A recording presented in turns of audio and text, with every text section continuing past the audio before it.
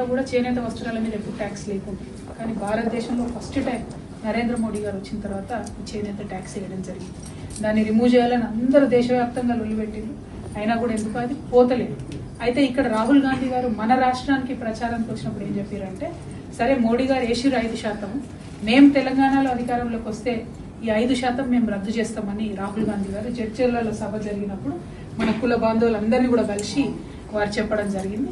So ఆ విషయాన్ని తప్పకుండా కాంగ్రెస్ పార్టీని మేము అంటే మనం ఉన్నప్పుడు నిధులు వారినే వరదలు లెక్క ఇప్పుడు ఈ గవర్నమెంట్ లో తిట్లు వాడుతూనే తప్పితే ఇంకొకటి అయితే ఏం జరుగుతుంది. యథా రాజా తదా ప్రజా అన్నట్టు ముఖ్యమంత్రి మంత్రులు అదే పనిగా తిట్ల దండకం చదువుతుంది తప్ప ఇంకోటి లేదు.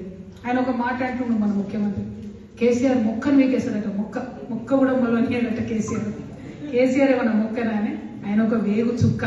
ఆయన ఈయన చూసి చూడగలుగుతాడా, అసలు ఆలోచన చేయగలుగుతాడా, ఆయన ఈయనకు అర్థమవుతాడా, అంతం చిక్కుతాడా? ఈయన వాళ్ళ గురువుకే చుక్కలు చూపించి తెలంగాణ తెచ్చుకుందాం మనం.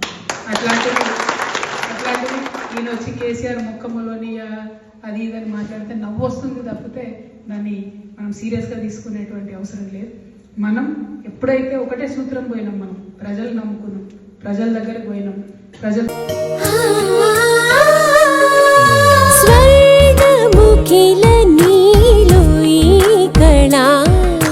వజ్రవైడూర్యాలంకరణం మణిహారం మహాద్భుతం సంతోషమే ప్రతిక్షణము ఇక శుభప్రదముగా నీవు రాగసిరుల వేడుక సంతోషం ప్రతిక్షణం మానిపల్లి జ్యువెలర్స్.